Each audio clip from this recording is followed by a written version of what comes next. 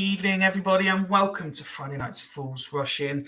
It's hard to think the season only literally feels like it's just finished, but for 4 teams, the journey continues, and we are joined by supporters tonight of all 4 to see how confident they are about going to Wembley and not having to play Swindon Town again next season. We have 3 debutantes, 1 former Fools Award winner, and one of the all-time Fools greats joining me tonight. But before we say our hellos and maybe discuss a bit of Eurovision as well, let's roll the titles. Take my hand, take my whole life too, but I can't help falling in love with you.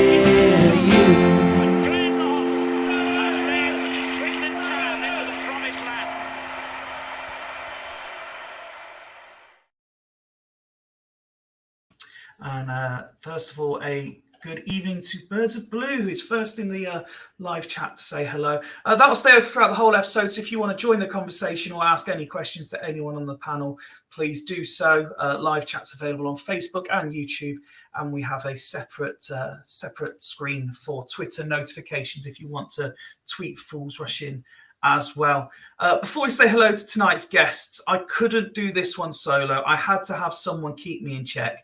And who better to keep me in check than the real boss of Fools Rush In? Evening, Ben. Evening, Fyfie. I hope you're well today. I am. They all said that there would come a time where it would just be me and you, and here it is. We'll have a special head-to-head one episode where we just yell at each other. Just shout at each other. I swear we're going to do a charity boxing match or something, but you'll knock me out because you're a black belt. But there you go. But absolute pleasure. Do you know what? The playoffs are here. I am absolutely buzzing for the playoffs, even though Swindon are not involved. I'm over the fact of the disappointment of the season. I'm more looking forward to the start of next season. I've been given a little bit of thought actually to the playoffs and playoffs campaigns, and a little bit of an eye opener to the guests that are just about to come on and just about participate in the wonderful thing that is the playoffs tomorrow. And I just have a look at a bit of our records and give them a little idea how tense it can get. Okay. Because I think back. You go back to 20 years of the Swindon Town and the playoffs. This is a Swindon pod, so I'm going to make it a little bit relevant to Swindon before we talk about other teams. And 2004, we take on Brighton, and we lose the first game 1-0 after battering Brighton. Yeah, battering them. Second leg, we go 2-0 up deep into injury time, and they equalise the last kick in injury time. We eventually lose on penalties. Really, really nail-biting stuff. Can it get more? And all. And the Gurney and all. And then go a few years in the future to 2013. And again, a 3-3 draw. We equalise. Once again, we are the team that equalised deep into injury time. And once again, it goes into penalties. This time, Nathan Byrne gets sent off. And we sadly lose. The season before that, though, because I've jumped myself one, was actually a penalty shootout. We win when we take on Charlton. Again, down to 10 men. And we're getting bossed 2-0 away at Charlton. We pull it back on aggregate, get it to 2-1, and we lose on penalties. Again, another nail biter. That was the best one for me. That was, to a lot of fans, the best away day. And then for me, my own personal best away day, and one that one of our guests will really like, is going to Bramall Lane in 2015 and turning them over 2-1. Again, another last-minute goal. The home leg, though. Yeah, Nathan Byrne makes up for himself after getting sent off at Brentford a few years beforehand. But then possibly the weirdest, craziest game of football where we draw 5-5, where Sheffield United, Che Adams equalises in the 90th minute, and then as soon as he scores, the lino puts up 8 minutes injury time, and we have to endure 8 minutes of shit the bed defending, and we're dead on our feet, and we just about knuckle home in an amazing game against Sheffield United. And then we go into last year, and again, yet another penalty shootout after seemingly chucking the game after should be kill the tie in the first leg, going 2-0 up, missing several opportunities to kill the tie off. We let an absolutely stupid avoidable goal in the last 10 minutes, leave the door open, a nonsensical handball. No idea why the linesman doesn't give a handball when the ball hits his head arm like that. we end up losing on penalties. Not only did we lose on penalties, we are 2 clear penalties up, because at that point when Harry McCurdy stepped to take the penalty, our keepers saved 2 penalties and we've not missed one. So we're 2 clear penalties ahead and we still managed to lose. So, every single playoff, there's been high drama, nervousness, shit the bed. Oh my God. And when you win, as we did in 93, it's the best way to go up. But when you lose, it's worse. It's worse than relegation, because it hits you smack in the face. And for the 4 people that are in for this today, right now they're dreaming of a Blackpool in August, a away trip to Blackpool. How nice would that be? As nice as a seaside trip is, I don't think anyone is sat here dreaming of Blackpool away. Everyone goes to Manchester for Blackpool, bit of pleasure beach, night out on the piss, and then stay overnight. Blackpool's a great away day in the summer. Now, then you've got the Majestic as well, got all these big clubs coming down. But if it doesn't work out, if you lose, then you've got Crawley, you've got Harrogate, you've got Morecambe, you've got Swindon again next season. It's shit. And for one of our panelists tonight will be over the moon. The other 3, worse than relegation. Worse than relegation. Well, again, no, I think there's maybe slight exaggeration. No. To me, to my own personal opinion, because relegation, you're prepared for it because it's a shit season and you just sit through it and you're getting it. So you hope you don't get on, but it's shit. But I lived in Blackpool 3 years. It's lovely. Don't mock Blackpool. I love it. But with but when you don't get promoted, it's just harsh. It's just the worst feeling in the world. It takes me hours to even speak a word. But it's great action. I love the playoffs. I love the Football League, and I'm really keyed up for this. Anyway, that's what I wanted to say before we start off and meet the panelists and everything. So I'll go back to my beer and we'll have a good show tonight. Let's hope so. And I'm sure you've really inspired all 4 of our guests for what's to come, that's for sure. Let's start by saying hellos, and we will start with a Fool's debutante representing Stockport for the evening. Hello and welcome to Hannah. Hello. How are you? Okay. Feel like I should have done a big Stockport County chant or something. It's not going to happen just before. No, it's fine. We won't ask you to be chanting. We know there's a couple that do, but we're certainly not one of them. How are you, and how excited are you for? Let's start with the weekend ahead. I'm fine. I'm still tired from the endurance event that was the queue yesterday to get tickets. So that was a 4:30 start, 5 to 5 at Edgeley Park. Skipped through the car park at 10:10, I think, with tickets. So still a little bit tired from that. Am I excited about the weekend? No, I'm not excited at all. I don't. Even after Ben's rousing speech about how many different ways you can lose on penalties. Oh, I'm just saying, it's shit the bed stuff. It's great, honestly. You love it. That nearly cinched it, but no, honestly, we're very lucky to be there. We've not been in Football League playoffs since 2008, so we've had the first year back in the league. We're very blessed to be involved in the competition that is the playoffs. No, that's not what we invited you on for. We want to hear we're going to win it. We should have got automatics. The rest of them are shit. We're going up. Yeah. Oh my God. I so wanted Tranmere to be brilliant. And in the end, it didn't matter, which was, actually, I think probably a blessing in disguise because, 1-1 with Hartlepool was, it was just great. Do you fancy your chances going into this? I don't know. I think people have been really quick. It's funny. It's like the beginning of the season. We were almost kind of favourites going, which it's felt bonkers to us.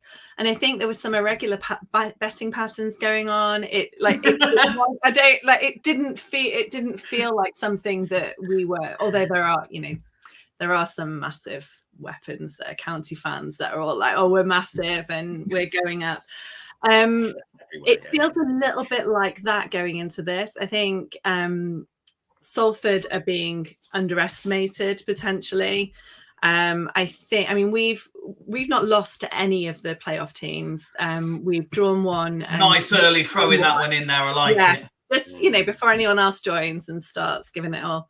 So I think I don't know, like, honestly, we played them at Edgeley Park on Friday night a few weeks ago, and it was a 1-1, kind of felt like just a bit of a struggle on both sides. Callum Hendry had a massive goal from a free kick, I think, and I don't know, we'll see.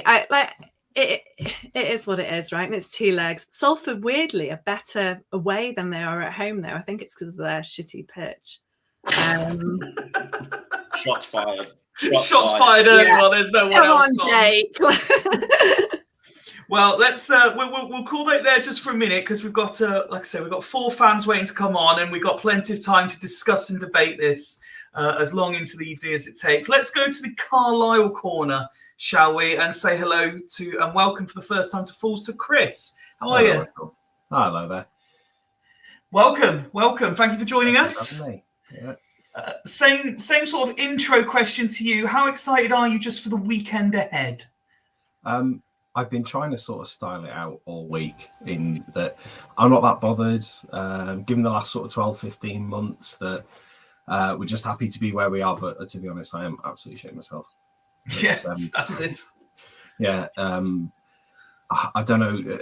There's nothing else in sport, nothing else in football that grips me like Carlisle United. If they're playing, I feel genuinely sick most of the time. It's probably not healthy. I could probably do with getting rid of this. But I want to try and set out to enjoy it. I'm very conscious Bradford have got quite a poor record against Carlisle in the last sort of 38 years. I don't think they've ever won at Carlisle. That'll probably change. Oh no, that's not the sort of stat you want to be bringing out. No. One fact you don't want. No, you don't want that going into the playoffs, do you? Absolutely.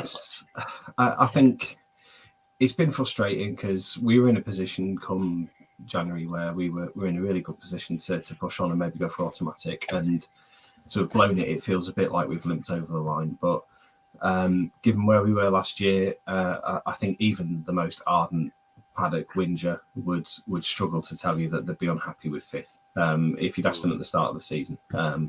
So I think, not blowing smoke up anyone's bum, but I think Stockport are by far and away the biggest threat to it. Salford, I wasn't expecting them after we turned them over at their place earlier in the season quite easily. Featuring Christian Dennis nicking the stewards' hats and throwing them into the crowd, which was fantastic to watch. I went up there, nice sort of 600-mile round trip for living in Bristol, for the game against Salford the other week. They were decent. We did sort of flatter them a bit in giving them a nice easy 2-goal head start, but I think there's better teams in the league. Luke Bolton for Salford was excellent, and it was quite a feisty game, really. But so I think they'll give Stockport a decent game, but I think they'll go through quite easily against them. You see, with Carlisle, you see though, if you take Stevenage out of the equation, they're the other really big fairy tale of the season. Really, if you look how back when Simpson first took you over, and obviously when we thumped you 3-0 last season, you looked dead. Honestly, you were relegated as far as I was concerned. I wasn't at the game for that one. I did think about going up, but from talking to mates and other people that are at the game, that is probably the worst atmosphere there's ever been at Brunton Park. Was following that game. It was a nasty game. Harry McCurdy did a Harry McCurdy performance, and that's what he thrives off. And it's on for a burger item, which is quite hilarious. Yeah. And they're decent burgers at Brunton Park as well, so it's that's not an easy decision. But the week following that was almost a bit of a fairy tale, really. I was going away for a work meeting. I remember checking my phone as I set off and saw that he who must not be named, our old director of football, had been binned off. I thought, well, that's decent, and got to where I needed to be, and Keith Millen had gone. And I thought, well, today's going well. Could not have predicted what was waiting when I got home from that. My car was like Del Bully's van. So Paul Simpson had been reappointed, and I was absolutely chuffed to bits. I ended up with that on my bedside table shortly after. He now sits on my desk as a sort of what would Simo do type thing. But yeah, it's but it's been a mad 12 months, and I was at the game against Stevenage, last game of the season last year, and it felt very much like two clubs that were seeing a shit season out, getting ready to push on, and you could sense that from both teams, really. So I have to say, I don't know if you felt the same, Ben, when you found out the logistical nature of Chris's fandom, but I do appreciate the poetic irony of a Carlisle fan living closer to Swindon than the two Swindon fans that are on this show tonight. So. Yeah, we have a little hardened crew of about 7 or 8 Bristol-based Blues, and we lost one a couple of years ago, and we've all sort of picked up his roles of what he brought to our little group. So some of them will stay in the pub until 2 minutes to 3 and call it Kevin o'clock. I do all the driving, that sort of thing, and but I would say that with having 2 small kids and the last few years being what it has, even with Mysterious Curl as a manager for a bit, some moderate success, that I hadn't actually been to a home game in about 6 years, just because of having two small Bens and stuff. And I don't think any other manager would have got me to drive up and down the M5, M6 as often as I do for Paul Simpson. So it's been a mad 12 months. Yeah. Well, if you don't go up, you'll always have Swindon away. Yeah, that's 2 years on the bounce. We've taken 3 points. So I look forward. Well, there you go, isn't it? Yeah, I've been at both the games you've done us both times. So we've always got 3 points. You can take the kids there. It's a good away win, good away day, Swindon. Yeah. This has been a very pleasant opening 18 minutes to the show. What I think we need to do is just rip off the top of that grenade and throw it in there. Shall we welcome the Bradford corner of the debate, and a man who has appeared on Fools so much since we met each other, he may as well just be a Swindon fan. Welcome back, Liam. Yeah, no need for that. That's a bit harsh. I was ready for a coming right nice there. Fuck you. Remember, you've got a. I've got 4. I've got 4 hats. 4 Swindon hats out here. Yeah. Well, what's your hashtag, Liam? Because it's cut off at like. Oh, that is unfortunate. That is very unfortunate.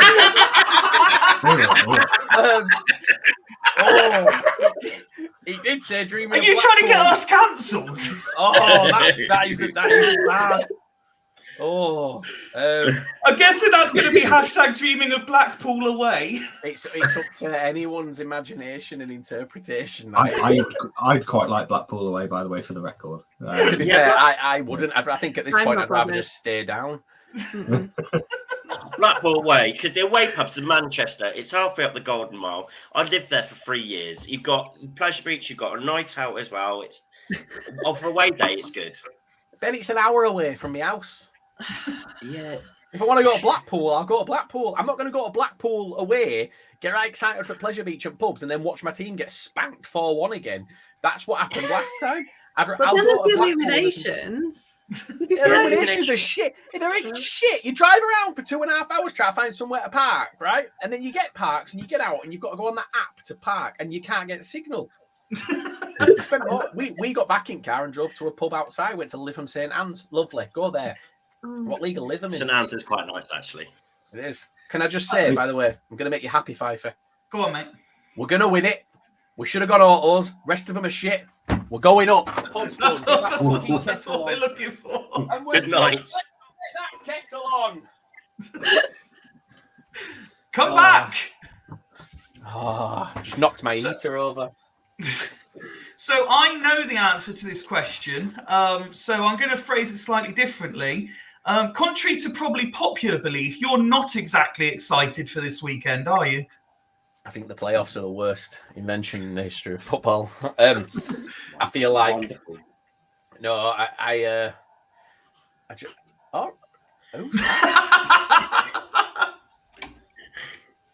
County fan. County fans getting gobby when they've got to worry about Salford away. You worry about being one of 500, yeah? Morecambe is better than Blackpool, but no, I don't like the playoffs. I hate it. And like Chris said, so the actual record, Chris, I'm gonna give you the record here because this is where it gets really bad. So our record for Carlisle is no win since 1985. 1 goal in the last 8 visits. 8 defeats in the last 9. That's 2-0 Bradford all over, isn't it? Uh-huh. No, That is 2-0 it's Bradford not. all over. If it was the other way round and it was Carlisle, no wins at ours since 98, but then yes, it'd be a Carlisle 2-0. But this is Bradford. And do you know what? Yeah, whatever happens. I say I'm calm. Obviously, I don't look calm, but I am. Like, I'm quite, what happens. If we go up, we go up. If we don't, we don't. Fact is, one of the hosts of the lower league still needs to be a League Two fan. I worry about that show. I do, honestly, long term, I worry about that show. So do I. When Grant's coming in, can we talk about Dorking? No, we can't talk about Dorking. No, can we just interrupt this for a second, because Liam has joined the live chat. Wondered why our meter was going higher using the heater, Liam. Well done, bro. When did she get YouTube? It's because her favourite Salford podcast is on a Friday night. Yeah, that's what it is. The Salford boys making all the noise, Liv. Indeed. You're going to have to explain what you're dreaming of later as well.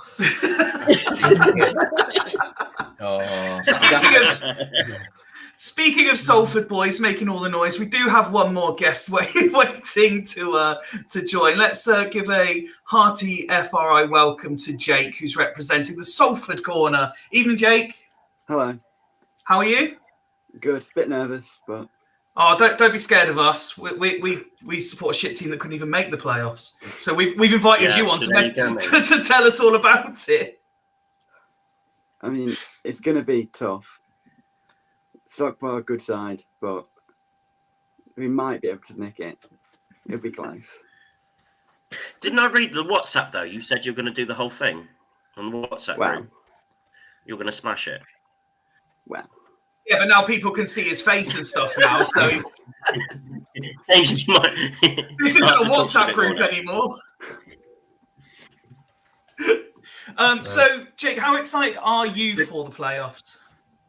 I mean, the whole playoffs is just exciting, but it's just going to be really, really tough and just painful if we lose. It's painful for everyone. Believe us, we've pretty much all been through it. I'm sure that minibus back from Stockport will be rocking though, Jake. Minibus. Yes, at least, Jake, you have the added advantage though of being the official baddies because of your owners of the playoffs. You're the one everyone will be cheering against, even though you are guaranteed a lot of Sky games coming up in the next few years. You and Wrexham are going to be on every week. Wow! So you must be keep up with that. So I did put in all the social media posts leading up to this, that it might not just be the playoffs we're discussing, and for regular viewers of FRI, you'll know that I do tend to enjoy an introductory question. So I'm going to put it to tonight's panel before we really get into the football. Well, Liam, as the returning experienced guest, I'll start with you. So given that it is Eurovision as well as the playoffs this weekend, what I'd like to know is, of the grand finalists, which country would you like to visit and which country would you absolutely hate to visit? Who's in it? Oh, here we go. Right. Listen carefully. Would you like to visit any of the following? Albania, Armenia, Australia, Austria, Belgium, Croatia, Cyprus, Czech Republic, Estonia, Finland, France, Germany, Israel, Italy, Lithuania, Moldova, Norway, Poland, Portugal, Serbia, Slovenia, Spain, Sweden, Switzerland, or the Ukraine? No. Very well known country in Europe. Probably give Ukraine a swerve at the moment, to be honest. It's probably a wise choice, that, Christian. Yeah, I bet it's dirt cheap.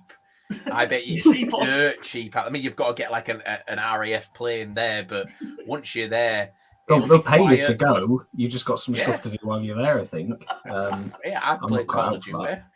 Yeah. No, you might need to bring your own bedding in the hotel, though. And walls and rooms. First answer in the chat, as Jamie says, Estonia is the only answer. To go or not to go? Wow, that is the question.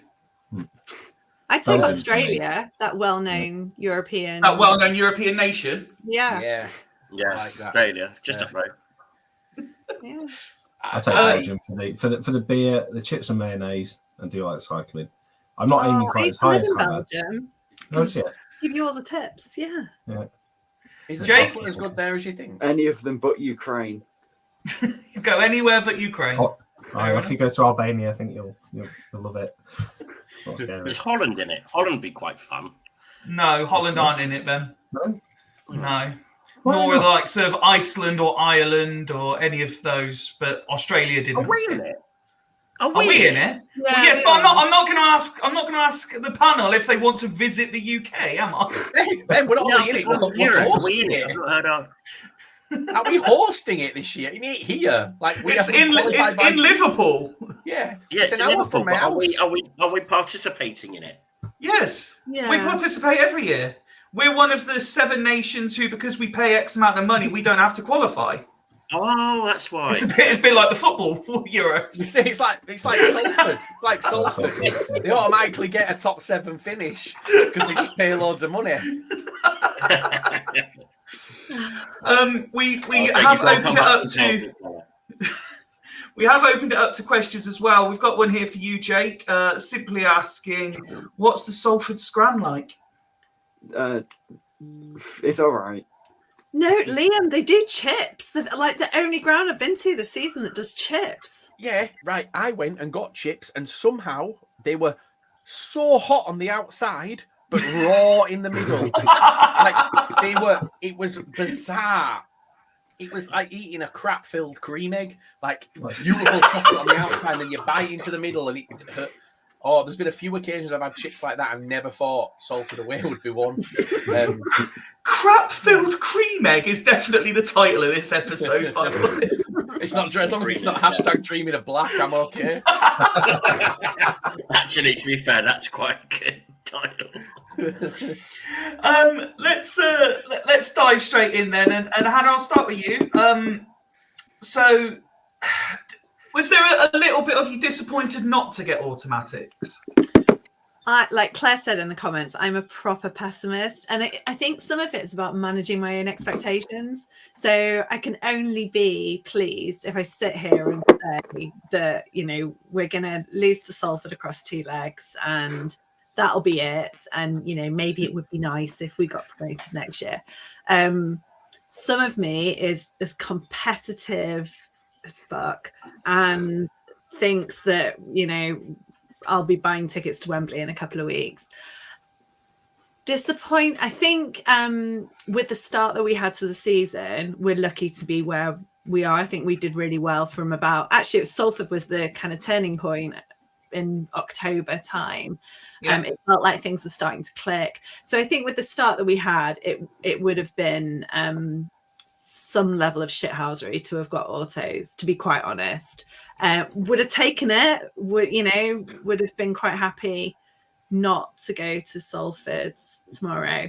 But And have Northampton do it instead. yeah, I mean, yeah. I'll be honest. In our episode leading up to preview the Monday fixtures, I openly said I wanted Stockport to get third, not because of any affinity to Stockport, but just because it would be funny as fuck to watch Northampton bottle it again. I know, everyone sort of had that. But there's one thing that Stockport can say or boast, like from October, November, you've had really championship form to finish where you have. You were near the bottom. You weren't far off. People thinking you were going to have a disastrous season. Yeah. And as soon as you turn it around, you've been equaling Orient for their results. So you're going to be a tough task to overcome. There was a kind of stat, if you look at the results from January, we would have won the league. And we would have finished second bottom. The season has started in January. But I don't know, I've done some notes for the Salford programme tomorrow, and in that I said we're inconsistently inconsistent. Everything looks like it's going brilliantly, and then like January, I think Grimsby on New Year's Day was just miserable, and then it's miserable anyway, but it was especially miserable. Grimsby, isn't it? To be fair, are we just rubbishing all the seaside towns tonight? Yeah. That's not what we're doing. Yeah, in fact, I would definitely take Blackpool over Grimsby.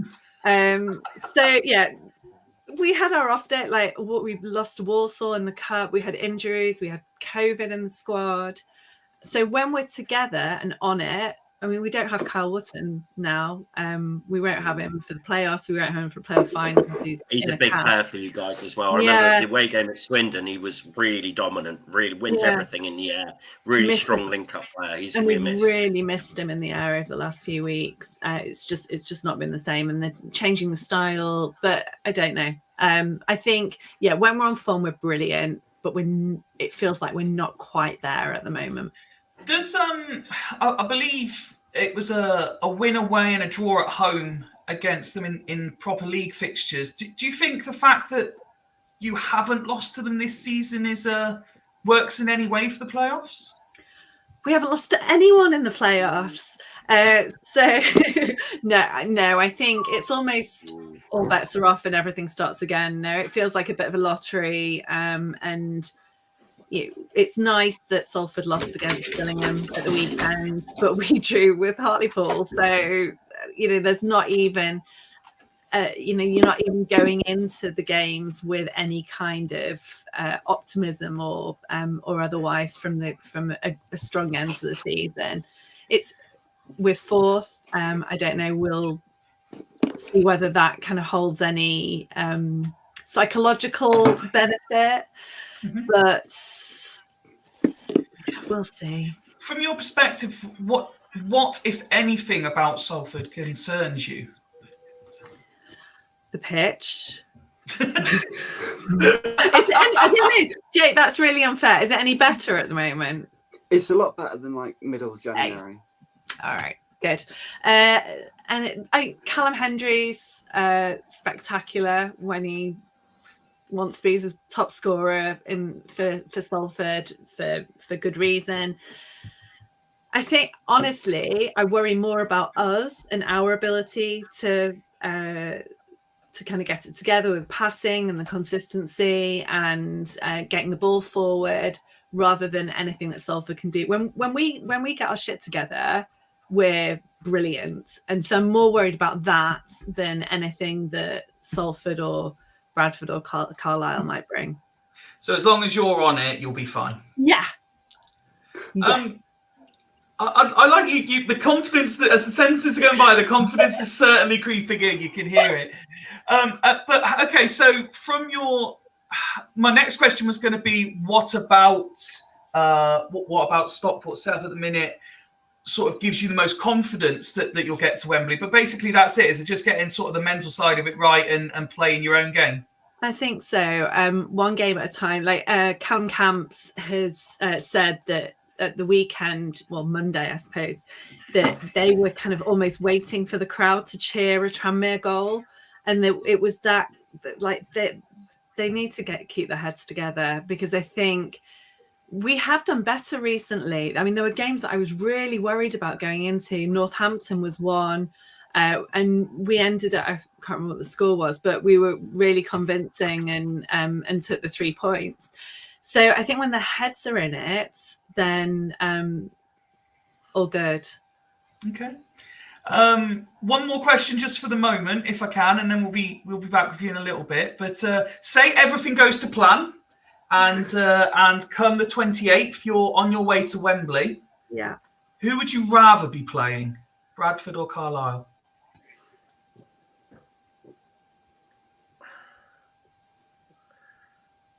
Bradford, I think.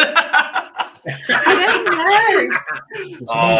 know. For anyone listening back to this through Spotify or Apple Pods or any other audio only now, that the anguish as Anna was trying to decide which club to say. Like, I honestly, there's not an easy answer, is there? There's no one that particularly stands out as being as an easy touch. I think Bradford have a tendency to lose their heads and let the big game get to them. Whereas, actually, do you know what I am worried about with Salford? The last minute game killers. Like they'll go, even I think it was fairly late on with us. I can't remember. But those scorelines recently, Wimbledon, was Carlisle another one where you go from like to 3-2 in the last 5 minutes of injury time and what have you. That's what I'm worried They about. do play to the end, don't they? Well, against us, it was after the penalty to go 2-2. They went straight up the other end, and it was a cracking finish. But it's that potency in the last sort of 10 minutes that's a worry with Salford. As a Swindon fan, I tend to enjoy the last 10 minutes against Bradford. They tend to be the best minutes of the game as a Swindon fan. I knew that stuff. When you said the last 10 minutes, I thought you were going to say you've hated them generally this season, but then I heard the word Bradford. Yeah, well, Ben, you haven't enjoyed the last 10 months of the season, though, have you? Let's just point that out. To be honest, I fucking hated this season. Thanks to Bradford for those 4 points, the highlights of the season. Any other Stockport fans that are tuning in tonight, let us know who you would prefer to play in the final, should everything go to plan. And while you're doing that, we will bring Jake into the conversation and say, hearing what Hannah's had to say, you must be thinking you're pretty much out of it already. I know, that's all I've heard. Nick, fighting talk, mate. Come on, give us your big speech. Tell us why she's wrong. How Gary Neville's men going to turn these lot over and surge to promotion? What's going to happen? What's going to happen? Luke Bolton is just going to continue his form. For the first half of the season, we played him right back, and he's literally just a fast winger. So that's why our results dipped a bit. But now we literally just say, go on and just run. And then Louis Barry on the other side just run. And literally no one can defend him. What have you thought to... I was going to say, what have you thought to Louis Barry and his impact? Because his time at Swindon, he got fairly mixed reviews. Yeah, it's probably the same. On his debut against Walsall, he fell over about 4 times over nothing. But he gets better, and then he's just fast and cuts inside. It's literally all he does. He's got good feet, doesn't he? And he scores the odd goal. He came close on the weekend, didn't he? He nearly got one. But he was lethal against us. Absolutely, took the piss. Really did. At Brunton Park, it was just screaming at someone to just dive in 2-footed and take it out of the equation. And end this season. Yeah, get off that pitch. No, he just last year we had Barry. Last year's Barry and McCurdy on either side was fantastic to watch. But when Barry's on song, he's fantastic. But yeah, he does get quite anomalous quite often. On that one then, Ben, just to keep it kind of Swindon related for a minute. If Barry was still in the Swindon squad of this season, does he get in it? In the starting 11? Absolutely, of course he does. Okay. Well, you'd have Hepburn Murphy, and then you have Louis Barry, wouldn't you, either side of Charlie Austin. So Wakeley misses out for him. Just a point. But Wakelin does miss out because I don't think Wakelin's is as good. Sorry but I don't think Wakelin's as good as Louis Barry at this moment in time. I think Louis could become better, but I would choose Louis Barry over Jake Wakelin. Here's a question to both Fyfie and Ben. Did any of whose show is this? No, Ben, because I need to know this because I saw another podcast do this and I've never got your answers. Did any of this year's Swindon team keep any of last year's Swindon team out? I would have. I wouldn't have Davison in. I'd rather Austin than Davison, or even any of our strikers than Davison. I didn't rate him at all. But then some Swindon fans did. Woody is going to be fucking hammering you on WhatsApp. You've just slated Davidson. You've slated Wakelin. Oh yeah, Woody's going to hate me. Woody's going to fucking hate you. I just like to stir the pot and then mute up. I'd have. Who was our left back last season? Because I think I'd have FBT in there. Okay. But other than that, there's not a lot really, is there? Jamie's saying Davison walks into the team. Shit. I think if you ask Wimbledon fans what they think of Davison can't finish his dinner. He didn't know. Yeah, but you could say that about most players. You know, you could ask X, Y, and Z fan what they thought of one player. I mean, look how many fans thought McCurdy was shit, and then Swindon fans thought he was excellent. Yeah, well, okay. Well, I'm just saying I didn't rate Davison that much. Not only that, no one in your team this year can finish the dinner. This is true as well. Honestly, I would struggle to put any of the current team in last season's team. I would struggle. It's literally 1 or 2, but yeah, you might be able to suggest that Charlie Austin is a better striker than Davison is, but I think it would be harsh. You might argue FBT would get maybe a left back spot, but it would be harsh because at the end of the day, every player that's played for Swindon this year has played for an average League Two club, whereas every player that played for Swindon last year played for a playoff and promotion chasing Swindon Town squad. Would you have Hutton over Mandela Egbo? No. Though Hutton has assisted, was it 12 goals this season? 13 goals this season. Yeah, but For an average similar to what Jake was saying, I would have Hutton as a right winger because he can't defend for shit. Fair enough. It's one of those. He has got better, in fairness. We've seen a couple of games towards the end of the season where he's actually tackled and maybe won a header, but he's not a right back. Our playoff games are getting bored. Let's go back to the playoffs. Indeed. So, flipping the question we asked Hannah, Jake, does the fact that you've not managed to beat Stockport this season have any significance for you? Yeah, because I think hopefully Stockport are complacent. Okay. And is it, I'm looking at this. Do you treat them the same as the league? Are you happy with drawing away, winning at home? Or is it all about, particularly with you being at home in the first leg, is it all about just making sure you've got basically having something to play for? Yeah, because with our away record, as long as we're not 2 or 3-0 down, then in the away leg we'll probably be fine. Is there anything in particular? I mean, the answer, I suppose, is fairly obvious when you consider how they finished the season. But is there anything in particular about Stockport that concerns you? Not having Wootton, because he caused us big problems last time. He caused anyone's problems. Good player. And then similarly, if all goes to plan for you and you're heading down to Wembley, which of the 2 other guys' sides are you hoping to be facing? Carlisle, because imagine Bradford and then Salford. Carlisle would be Carlisle, Salford, not all the way around Bradford. I like it. You're purely thinking of the logistics. Yeah. Speaking of which, did anyone see, because it got put in our WhatsApp chat, didn't it, Ben, that if the playoffs and the championship go a certain way, you've got Newcastle, Sunderland and Middlesbrough all in London on the same day? Absolute carnage. Guarantee that's the next rail strike. Absolutely guaranteed. The service stations are going to be quite interesting on the way down as well. They just... Let's move on briefly to our other 2 guests then. And Chris, we'll start with you.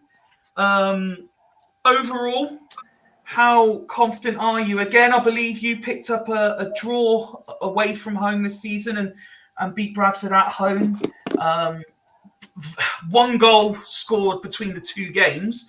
Are you expecting a low-scoring playoff, or is it going to turn on its head and it's going to be absolute chaos? I think it's more likely to be absolute chaos, to be honest. I mean, we're without John Mellish, who by far and away, people look at Dennis and Liam obviously likes Jordan Gibson and some of the other players that we've got, like Huntington, like a couple of errors, but otherwise great defender, that sort of thing. And I think John Mellish is really what's made it tick. And I think our results have generally been good or bad based on where he's been on the pitch, whether as a midfielder and as a defender. I think without him in defence, I think it's going to be a bit more open.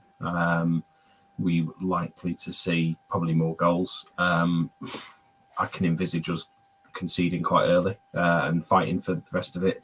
What we saw against Salford, obviously the reason John Mellish isn't playing in the playoffs is because he went off against Salford. He's got the both semi-finals suspended for that. Sending Joe Garner on when we're losing seems to be a really good tactic because he comes on angry and shithouses his way around the pitch. I think it's going to be a bit more open, certainly, than the 180 minutes, 1 goal that we've seen so far this season. I'm not particularly confident, especially with Mellish out. As I said earlier, just trying to go in with an open mind. It's let's just enjoy it, as much as you can. Just enjoy it as much as you can. Yeah, it'll be fun, it won't. But yeah, I always worry about playing Bradford, although, as Ian put it earlier, the record is fairly favourable in Carlisle's terms. I'm just not that confident. I think I was just going to say, I think no, you carry on. Looking at where we were, the signings we've made, I think Owen Moxon was a masterstroke. Signing a van driver from the Scottish 4th Division was I don't think anyone, especially as someone who'd been through the Carlisle youth system and been rejected, with signing him again last season, I didn't think that anyone would really expect that he would do what he's done.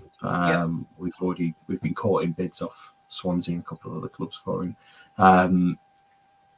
I think with the signings we've made, the squad we started with, and that, I don't think anyone expected it. It's difficult to be confident, and I think I mentioned on the WhatsApp group, if we go up, we've got such a rebuilding job to do. I think it's quite natural as a Carlisle fan to be quite pessimistic. Sorry to bring the tone of the whole show down. No, not at all.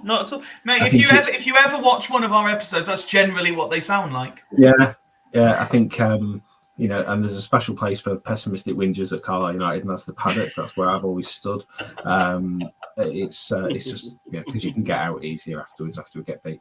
But it's I just think that if we get something out of it, be absolutely delighted. I'll miss the final. I'm at Legoland with the missus and the kids.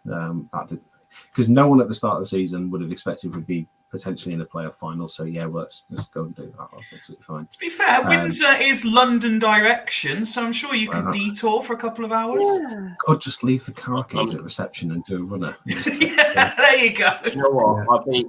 I would. Sorry, Sarah. I love you, Sarah, but I'm off. The kids are coming with me. She can go if I remember correctly, Ben, you will never allow Sarah to book a holiday on playoff week just in case. And last year, you'd even booked a weekend away in London just in case. You had hotels ready for Wembley. I've already eyed up what day the playoff finals are, and I'll mark them booked off at work. It's just like book them off now, just in case. Travel. And if you do the reserve thing as well, you can do it way in advance. It's cheap, so you've already got it just in case. And even if we're like, I won't cancel it. It took me until it was mathematically impossible to us to make playoffs before I cancelled anything.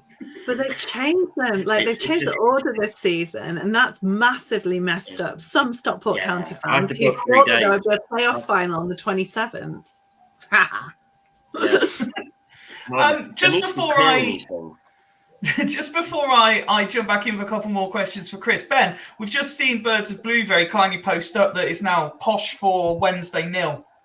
Are you expecting any of the League Two playoff games to be completely done after what? Where are we? Oh, we're now 88 minutes on the clock in the first leg. As I'll call it a rant, shall I? When I first came on, every playoff game, and we've been involved in I think 5 in the last 20 years. Each tie has just gone to the wire, either penalty shootouts or a nail backing, 1 goal in it, and someone's getting battered. They tend to be really tight affairs where anything can happen, and there's sending offs, and there's incredible goals, and there's goal fests. It's rare that it's dull, and it's rare that one team gets battered. It's not often. That 4-0 is a freak result. It's usually really nervous and really tight affairs, and there's always goals. So 0-0 all round after I said that.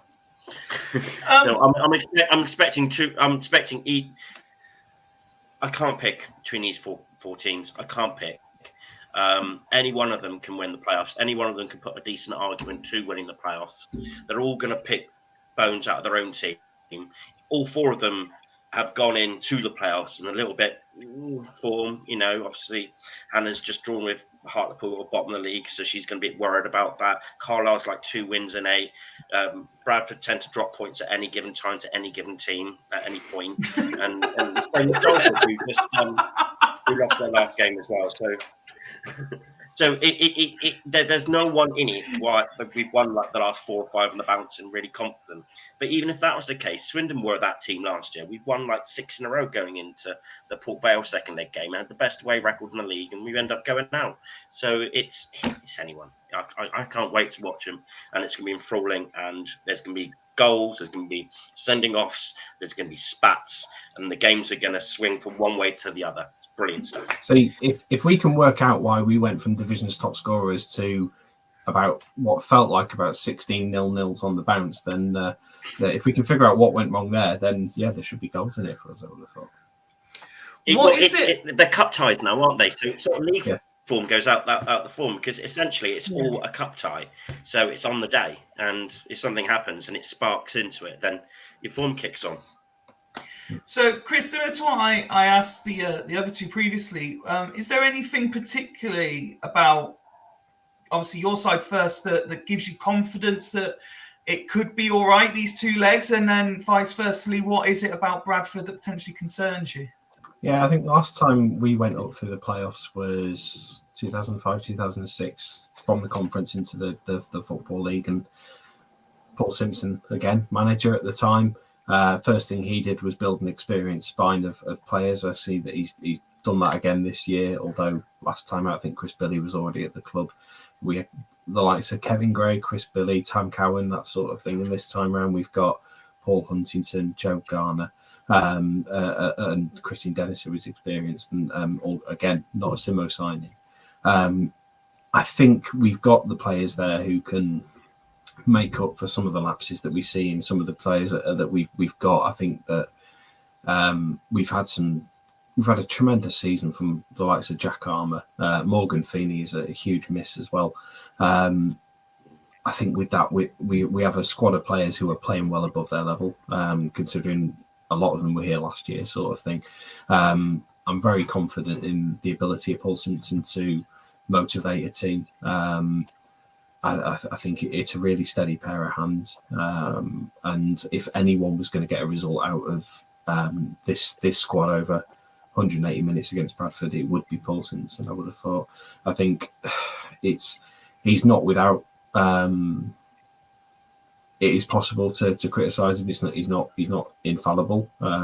We've had games this season that you think, why has he done that? Why has that happened and stuff? And obviously he's in charge. It's his decision.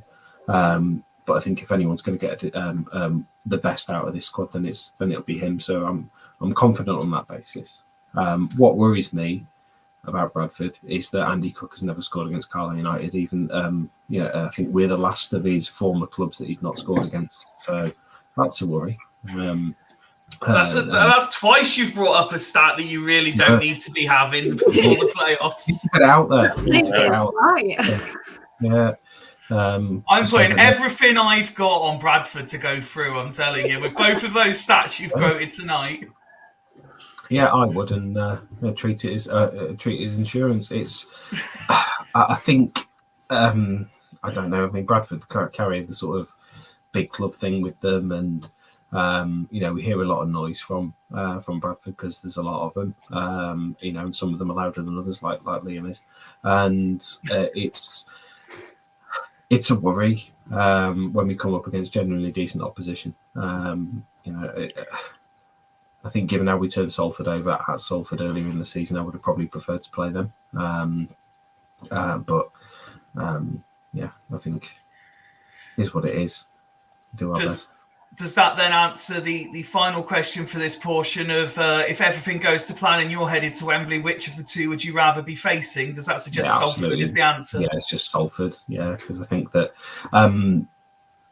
didn't get to the game against Stockport, the 2-2 recently, but that I watched it online in ways that you're able to, and it was cracking game of football.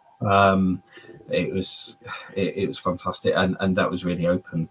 Contrasting to when we played Stevenage at Brunton Park earlier in the season, I think there was about 42 minutes of open play because of the amount of rolling around on the floor. Same as when we played Walsall. There was a lot of stoppages, and when the ball's in play for that long, when it is that open, Stockport is a decent side. I think there's more risk to it. I think that if we were up against Salford and Paul Simpson was able to say, last time we played, Luke Bolton tore us to pieces. If someone can just go and have a quiet word with his kneecaps, and that would really sort of settle things out, I think, and we might be able to get something out of that. Okay. Liam, you've been waiting very patiently. You've made something of a cult following for asking people questions, so now it's your turn to have your say. Where is this tie going to be won and lost over the two legs? I think it goes to penalties. You're already thinking penalties? Yeah, and do you know what? Like, I feel like we're the team none of these other three want to play. Okay. Salford don't want to play us. We've doubled them this season. Chris has just said they don't really want to play Bradford because we've got that record, which is there to be broken. And there's obviously Andy Cook hasn't scored against them yet. And Stockport have allowed their loanee to stay at Carlisle, but only for the Carlisle-Bradford game. He's not allowed to play against them in the finals. They don't want Bradford to get through. So for me, none of these three teams want to play us, and it's quite nice to be that team. But I don't know. I do feel that we'll win on Sunday, but I feel like we'll probably lose away, and it'll go to penalties. It'll probably be same home as it is away, but for the home teams, and it'll go to penalties. I couldn't call it. Same follow-up question then that I started with Chris. Obviously, just the one goal in the two games in league. Are you expecting, again, a cagey affair, or could you see it turning into chaos? It's got to be chaos. I think if you go to the playoffs and you set up safe, you're letting everyone down. Yeah, you'll lose. You are. You're letting your entire team and your whole fan base down if you go in and you play it safe. Granted, don't get me wrong, if we get a 2-0 win in the first leg, then yeah, fine. Go to the second leg, set up a little bit safer. But no, you've got to, at least for one of the 90 minutes, you've got to go all balls to the wall. Just to divert quickly, you'll appreciate this one, Liam. Ben, a comment in pretty much for you from Jamie, who says, no playoff team has beaten Scott Lindsay Swindon this season. This is conclusive evidence that he's the greatest manager to ever live. Did any of us beat Scott Lindsay's Crawley? Just a question. No, we didn't. No, we didn't either. Did you beat? No, Chris. Did you beat Crawley's second half of the season, or did you draw or lose? He's going to quickly check. Well, we thumped them about 5-2, I think, at their place, or 5-1.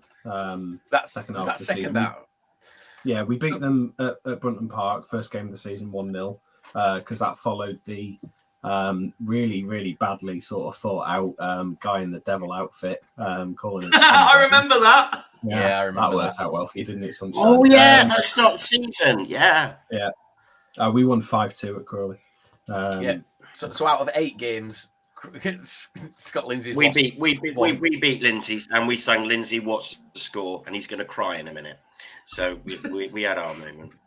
Yeah, and I'd like to publish a retraction because Claire's right. We beat them in the cup in November time, October, November. In charge then. He wasn't in charge then.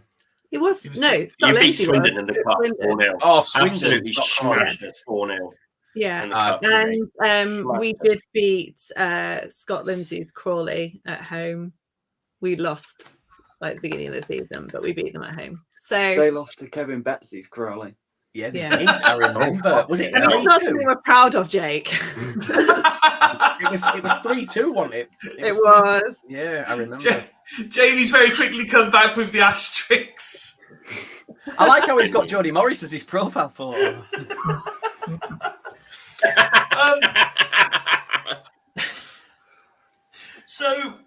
Okay, so let's start with the opposition then, Liam. What, again, similar question. What about Carlisle concerns you? Carlisle have a few ex-Bradford players who love to stick it to us. He mentioned Jordan Gibson at the beginning. I actually like Jordan Gibson. I've met him quite a few times. Same with Amari Patrick. I think both of them are really nice guys. They get a lot of stick from Bradford players. Jordan Gibson doesn't. If you watch on Sunday, and obviously Gibson's going to play, you'll hear the Bradford fans chanting at Jordan Gibson, but it's not about Jordan Gibson. It's about Jordan Gibson's dad. The chant is, your dad's a and so are you. Because the issue with Bradford fans isn't Jordan Gibson, it's Jordan Gibson's dad.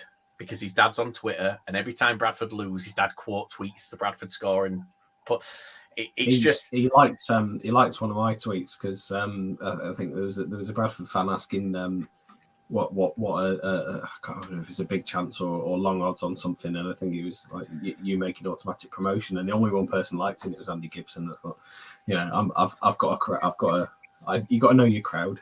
And I know that if I post that sort of thing, then he's going to like it. It'd be good. It just shows he's looking for Bradford tweets. Absolutely, yeah. Didn't tag him, didn't say out, but he's going through it and go, yeah, I like that. So bit of a vendetta. Funny man. No, that's it for us. It's the ex-Bradford players and Owen Moxon. What a player! I reached out to him a few weeks back about us trying to interview him. We're going through the club to set it up and things, and he is a really nice guy as well. I don't think you'll keep him this summer, regardless if you go up or not. I think you'll really struggle. I'd like to see him sign another contract and probably go in January, especially if we go up, because it would give him a better springboard to go on and make that £1 million plus move elsewhere. Because if he goes now, it will be. Well, Sheffield Wednesday could do with someone in midfield now, apparently. For next week. But I know that we've had certain championship clubs, like Swansea. I think we're interested at one point and stuff, and I think he would perhaps get more out of it if he signed another contract. He's a Carlisle lad. Whether that comes into it when money's waved in front of him, because we certainly haven't got it, I don't know. But we won't. He's not. He'll never get a testimonial at Carlisle. He'll be off. I think it's done. I think moves like that for players like that are generally, like, everyone knows at this point within clubs like what they're doing. I think Moxon's probably well aware of where he'll be next season. In terms of that move up, unless there's a surprise one coming, but generally the clubs that are up there have already put their feelers out and they've had those conversations. I think he'll be gone, but we'll see. I hope he's gone by Sunday. Not sure if it'll happen, but no. Do you know what, Carlisle? You're a good side. It's still a little bit raw from the last game of the season last year. Obviously, there was that. It was just a couple of dickhead fans, but it wasn't a nice experience. Them ruining the minute's silence for the Fire, which no one holds the club accountable for it. You know, your fans immediately got them out and. Your club tweeted out apologising, and that's fair enough. I think they've raised some money for it this week as well, haven't they? Yeah, I was pretty impressed with that. We the Flags for United guys who as we talked about in the WhatsApp group, the guy who organised it had a short stint in the WhatsApp group for mucking about. But they've done a lot of good stuff with the club. I think one of the really impressive things with going to Carlisle these days is seeing the age of people in the Warwick Road end. It used to be old men in anoraks. It's now 14, 15, 16-year-old lads making a lot of noise, jumping around and stuff and waving flags and that's been good. And various charity bits and bobs, and they put out a fundraiser for a wreath yesterday evening and asked for 150 quid. It's already 10 times that, so which is great because it goes to the Burns unit and the academy fellow who passed away sadly this week as well. So it is, but. Yeah, I mentioned it before when we spoke about the group. I think post-COVID, the behaviour of fans has been fucking appalling, really. It's people have spent lockdown watching Football Factory and posing in front of the mirror, trying to bouncing around like big I am, and then they've gone to games and just some of the stuff is absolutely disgraceful. So glad if the fellas that. And some people know who they are and they keep alluding to it on social media. The ones that had kicked off at Bradford last season, if they never go to a Carlisle game again, I'd be perfectly happy with that. Last question just for this section then, Liam. Same one we've ended with everyone else. Which of the other two would you like to face at Wembley should you get there? Stockport. Like to face Stockport. Yeah. Think of the occasion. Think for League Two football. Think of the crowd. Think of no offense to Salford, and I'm not, but this is the thing. I'm not one of them. Subtle digs have been going in from all three of you. Hannah was like, no, I'm going to be like, but then like bang, they were straight there. They were very obvious. Everyone else, think of the crowd. No offense, Think of the Salford. London-based Man United fans that are missing out. Yeah, but it's like I'm not one of those that thinks that Salford shouldn't go up because of the crowd size. I don't get on board with that. The fact is, If you thought that, Forest Green would have never gone up.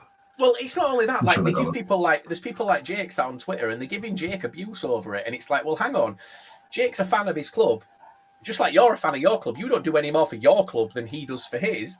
There's just more of you, but that's not down to you personally. It's the fact is he follows his club. It's not his fault that not many more people do, Yeah. but it is what it is. But Bradford Stockport at Wembley. I think somehow I'm in a WhatsApp group for Stockport fans. I don't know how I got in there. I think it was a mistake, but I'm in it. And we had a chat last night about it, and I think Bradford will take probably between 35-40, and I think they were saying Stockport will hopefully take about 30. Can you imagine that in League Two at Wembley? Like, Yeah. the occasion would be incredible. So yeah, give us Stockport. Look, here's the thing. There's going to be 23 harder games than Stockport this season next year if we go up. We're going up a level, so we can't shy away from anyone. We've got to beat any of them that come ahead of us. One of Liam, our. if you're not, Oh, go on, Ben. I'd say, Liam, if you're not dreaming of Blackpool, you're now dreaming of Sheffield. Big away day. No, honestly, Yeah, busking, yeah.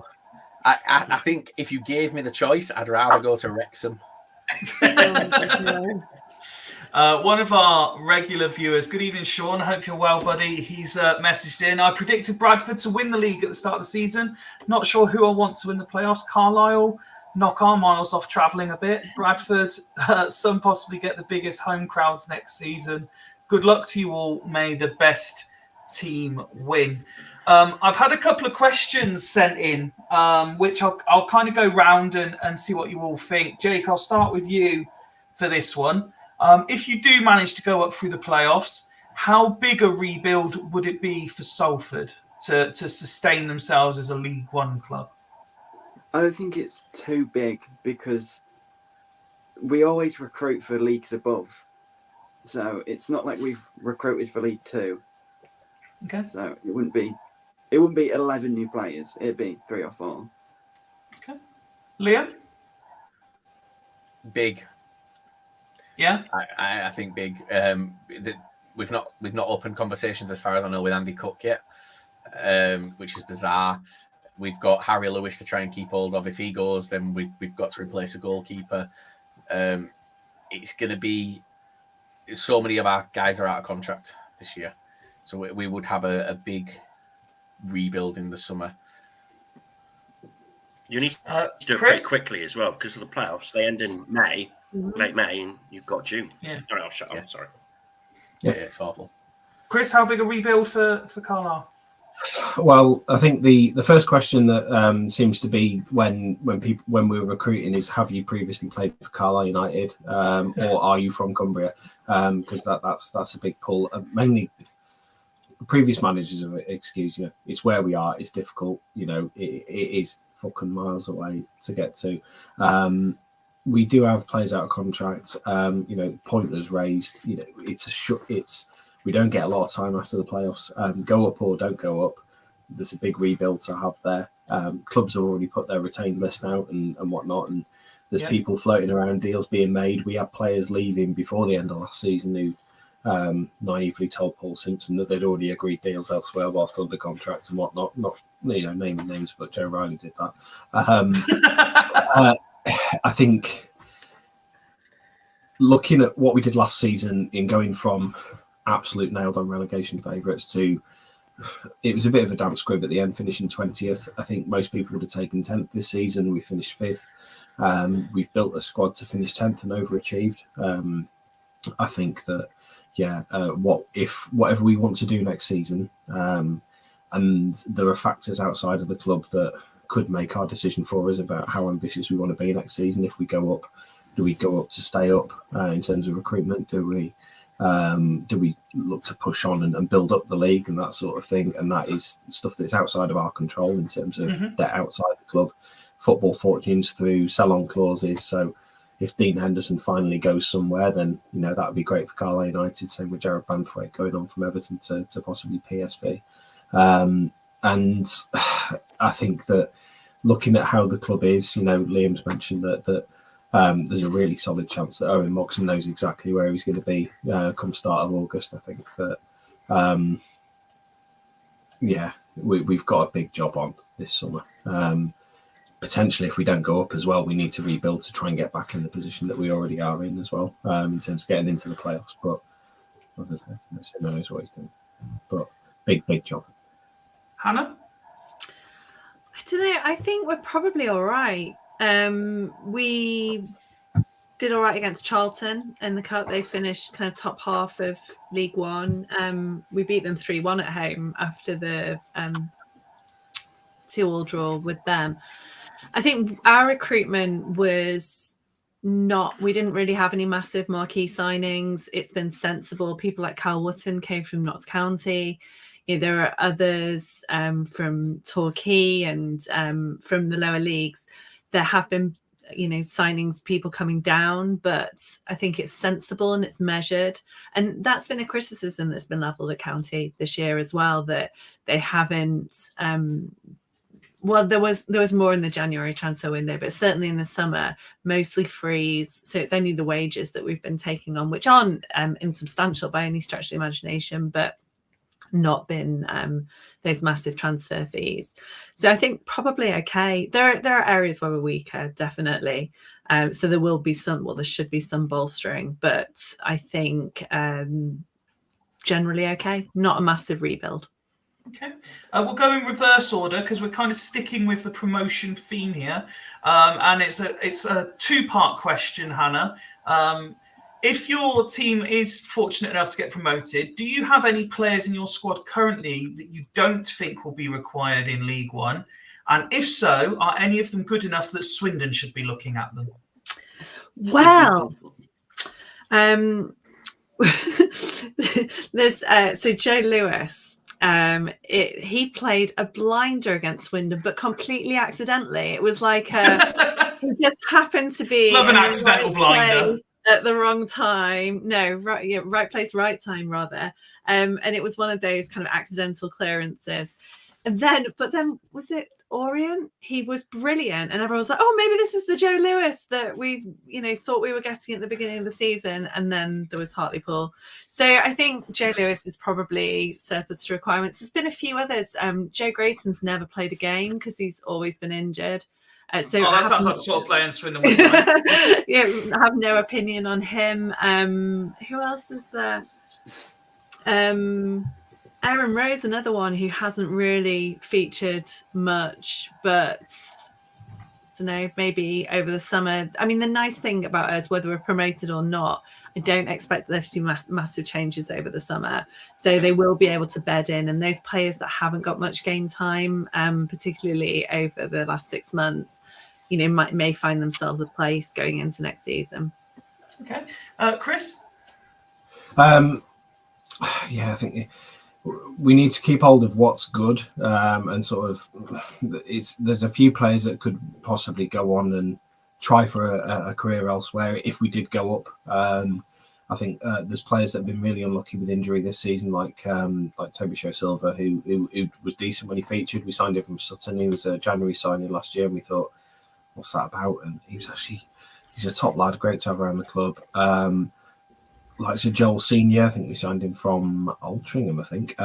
Got injured against Forest Green Rovers when we played them last season before last, and he's struggled to get going. Brennan Dickinson, that sort of thing, But in terms of solid League Two players, that sort of thing, I think Joel Senior's got a really decent future. But just if we went up, I don't know where we'd fit him in. There's a lot there.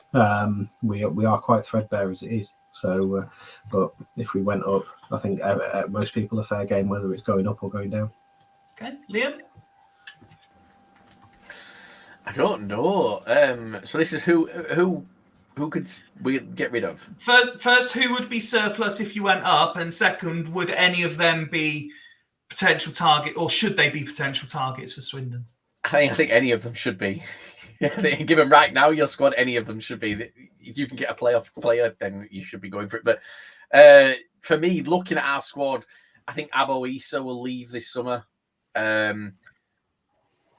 Depending on Andy Cook, I wouldn't be surprised to see Vidane Oliver leave this summer.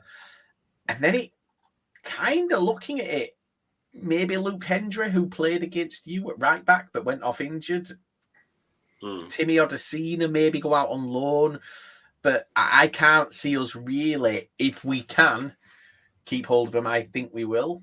Because they are very good players. Just all depends on what we have ideas to bring in. But right now, I think that quite a lot of them are capable of making the step up. It's just where we want to be in League One as to whether we need to replace them, I suppose. Yeah, makes sense. Jake?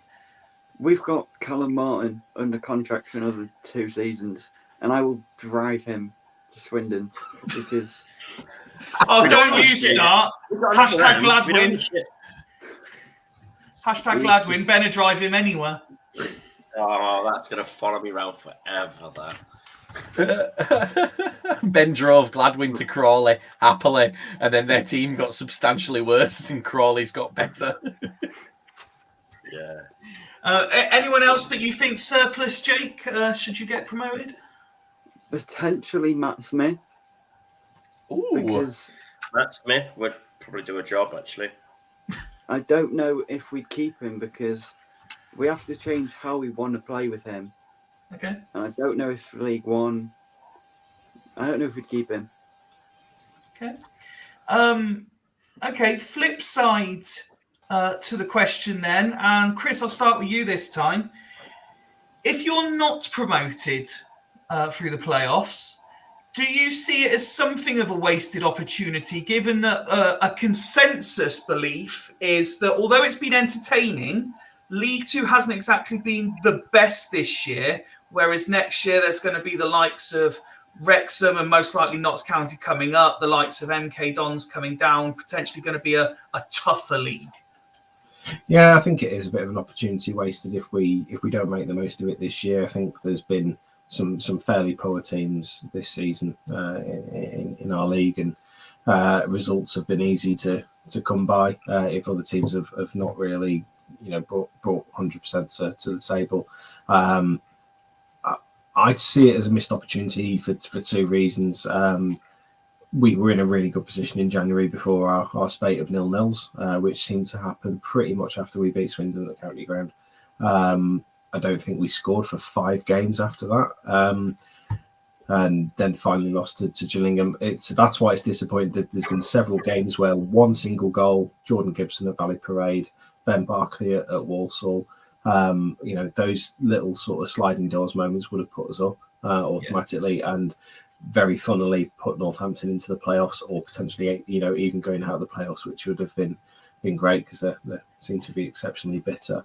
But League Two next season is going to be really, really bloody annoying. The Disney Plus factor to it is going to be just I can't be doing with it, to be perfectly honest. It's going to be sickening.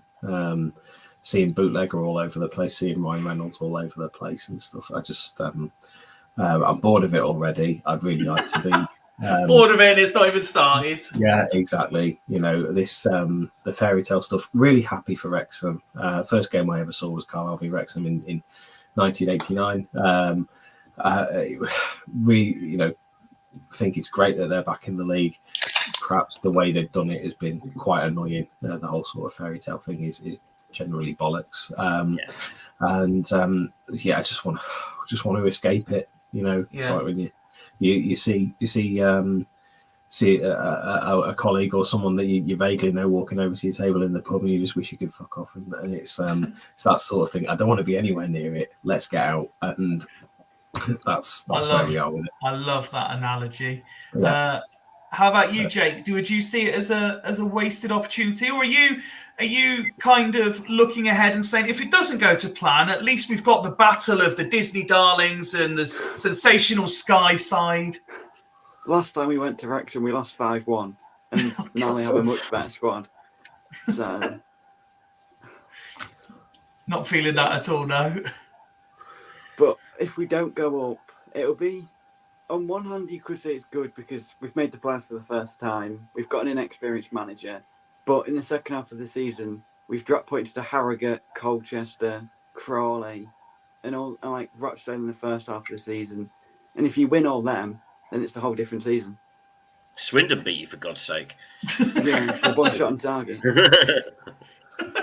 Yes, we argued about that a lot, as to whether that was good or not. Needless to say, I didn't believe so. It was an own goal and a fluke. Indeed, it certainly was. Hannah, same question for you then. Is it a wasted opportunity given what's likely to come next season?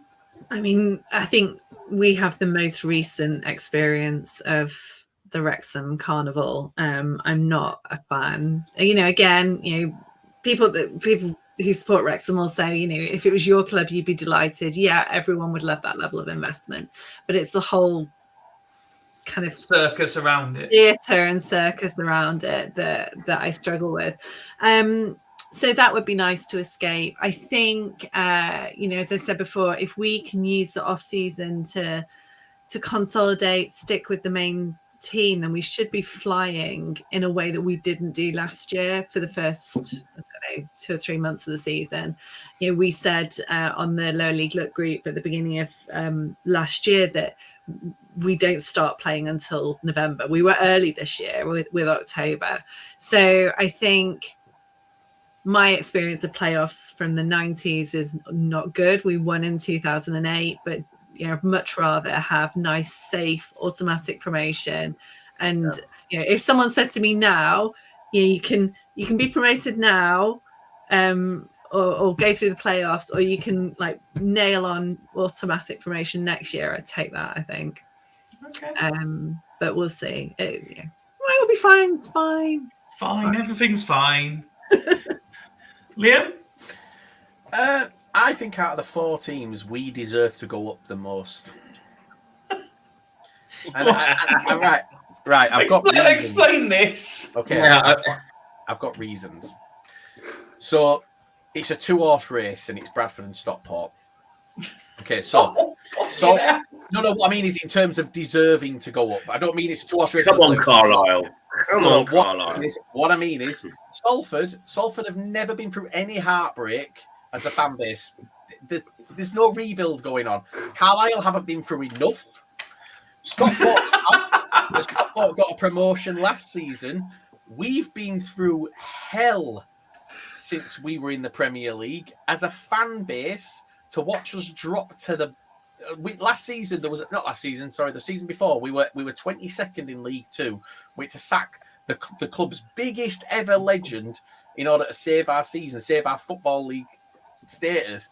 Stockport last year had their kind of reprieve. They're on the way back. They don't need another one 12 months later. They can stop being greedy. Right? No. Salford, you ain't been through enough. Carlisle, I'm not saying you've not been through a lot, but you've not been through the same stuff that we've been through in terms of these 2 clubs. They've been to the National League North. We've been through hell. We came within 23 minutes of going out of business. And we're still in League 2. So I think we deserve to go up the most. But that's not how it works. If it did, we'd probably still stay down. But I think it's a massive missed opportunity to answer your question. We had 6 games left, and they were 6 winnable games. They really were 6 winnable games. One of them was yourselves, Swindon. Yeah. We should have beat. I can't get my head on beat you. I still don't understand how you didn't beat us. Well, no, that's the thing. I reckon you saved Morris's job that day. I reckon he was going to get the boot if you lost. They'll wait to sack him. We lose to you guys. We draw in the 98th minute to Gillingham, which absolutely insane. Shouldn't have been 8 minutes at a time. The referee doesn't know where he got 8 minutes from either. It was absolutely baffling. We beat Sutton. We beat Rochdale. We go to Crewe we should be beating Crewe, and we shit the bed at Crewe, and then it comes to Orient, we only need a draw, so we go, all right, we'll just draw, and we get the draw against the champions. They were on the beach. To be fair, they played quite well, but we had 6 very winnable games the last 6. Oh, sorry, we beat Northampton as well. 6 very, very winnable games, and we shit the bed. If we'd have won those 6, we were up autos. Didn't matter what anyone else did, we were up automatics. And so, yeah, that will always be in the back of my mind. But we do deserve to go up more. So, just deal with it, guys. At the start of what's going to be a little Liam monologue, a couple of questions in for you. Starting with, based on your comments earlier in the season, if Bradford go up, would you be interested in buying Ronan Darcy for £500,000? Would I personally, or would Bradford be interested? Bradford. I don't. Yeah. Lower league looking, offering them sort of wages yet. Would Bradford like to buy Ronan Darcy for £500,000? I still think that there's a player in there. I really think there's a player in there. Look, like you mentioned earlier, nailed on player of the season, I believe was the phrase. I thought, yeah, well, it's not my fault you can't manage players. Down to you guys, isn't it? Do you know what I mean? Yeah, listen, Ben said you were nailed on top 3 in February, so don't come at me with nailed on. But the difference there, Liam, with all due respect, is Ben says a lot of shit throughout the season. You're supposed to be a trusted source. But the thing is, he came with a very good reputation. He did. Oh, here we go. Sorry, hang on. We just need to interrupt this chat for another "I'll drive someone somewhere" comment. Anyone who wants to drive to Bradford needs to be really looked at. AC says that Liam's right. Salford and Carlisle are nobodies. I didn't say that. I said I feel like we've been through a lot more, and they could, them stagnating another year in League Two ain't as much of an impact as us. But no, Darcy. I still think I think there's a player in there. Certain players work at certain teams. Look at Luke Molyneux last season at Hartlepool, player at season. Worldy of a player. I think he scored 13 goals, and every single one of them was a goal of the season contender. He scored 2 this season for Doncaster. Where did he score those 2? Well, Swindon, I think. Swindon. Both Swindon. Both of them, yeah. Same game. Well, that's the thing. We help players along this season. Players that were struggling get confidence in goals. As Swindon came in, we done a bit for them. As an apology, not your own players. Yeah. No. Well, Liam, it's your turn to start a round of questions, and given the one that's next, I'd take a little drink if I was you and get comfortable, because Sean's question links into the one I've got noted down, and I'll also copy AC's in as well. So what are the panellists' views on our club this season? Are you at all surprised after the season we had the one before? And AC followed up is Liam's thoughts on Flynn. So go on, Liam, you could go first. Everyone else get comfortable. Liam's going to talk Swindon for a bit. I'm not surprised in the slightest. I said it in pre-season. You were a mid-side. I didn't like Scott Lindsay going into the season. I didn't think he was good enough. You guys I'm not to say you guys, all of you, but certain members of the Fools taught me around to him. And when I met him at Swindon Bradford, I did quite like the guy, and then I kind of came around and thought, you know what, given some time, he could probably get something going here. And then you yeeted him out in January because he had you sat 5th in the playoffs, which wasn't good enough for some people. Wasn't good enough. No, wasn't good enough. Yeah, and you brought in Jody Morris. Charlie Austin. I love the fact that Hannah can't even hide the fact she's just laughing at it now. I'm just laughing at Ben. That's fine. It's just Charlie Austin and Jody Morris. Look, I don't know if Charlie watches this, and I'm guessing someone close to him does. I'm guessing he doesn't watch this. He's got far much better things than to watch us. Well, his missus blocked us, so she don't like what we have to say. I think it was when I called her a B-Tech Tanya Turner. But him, Jody Morris, the 2 biggest mistakes of your season. I know you think that he did well second half of the season, but he did nothing. What did you finish? 10th, 11th? Yeah, 10th. Yeah. So what difference did it make? He got 4 goals against Rochdale. Take away those 4 goals, and then the last game of the season, how many games has it been without a goal? And what is his goal scoring record? It's terrible. Rochdale are a National League side. You got 4 goals against them, and you still conceded 4 in that game. Not surprised where you finished. I said you'd be mid-table. It kind of You always get points against us, so be right. I think Michael Flynn's a phenomenal manager. I feel like he really, really got a shit time at Walsall. There's a lot of stuff going on behind the scenes at Walsall. Non-footballing people making footballing decisions, which is why. That sounds familiar. Well, yeah, you've had it yourselves, but you've got rid of it now, and hopefully anyway. And if he's left to manage, you don't take Newport to the places he took Newport if you aren't good as a manager. And yeah, I think Michael Flynn will be absolutely fine, but he needs, if he's not there by December, he needs more time. He can't be like, I know that you guys want to go up next season, but if you don't go up next season, it's not the end of the world. It really isn't. Like, you need. Mate, you've virtually met the majority of our fan base. Yeah, it is the end of the world. Hi Boo, by the way. Hi Boo, number one fan. Yeah, it's give him time. Like, you didn't have to give Lindsay time. Lindsay had no pedigree behind him. He didn't. He was at your club before, so he kind of got a little bit more leeway. Jody Morris didn't have any pedigree behind him. I said that when he came in. Like, as far as he was an academy manager, Kevin Betsy was an academy. Kevin Betsy was the number one academy manager in the country. That was what we got told, and everyone said he was the number one rank. And he shit the bed at Crawley, and then you brought in Jody Morris, who was Frank Lampard's assistant at Chelsea, and Frank Lampard has been the worst manager of Chelsea in the last however long. So, no, I think give Michael Flynn time. He's done it before. You've seen what he can do. It's not going to be the prettiest of football at times, but it's going to work. Okay. Hannah, your thoughts on Swindon this season? I have no opinion on Swindon last season. Completely beyond my kind of sphere of knowledge. This season, I think, I remember, Ben, when they were kind of sat in fifth and, you know, everything was a disaster.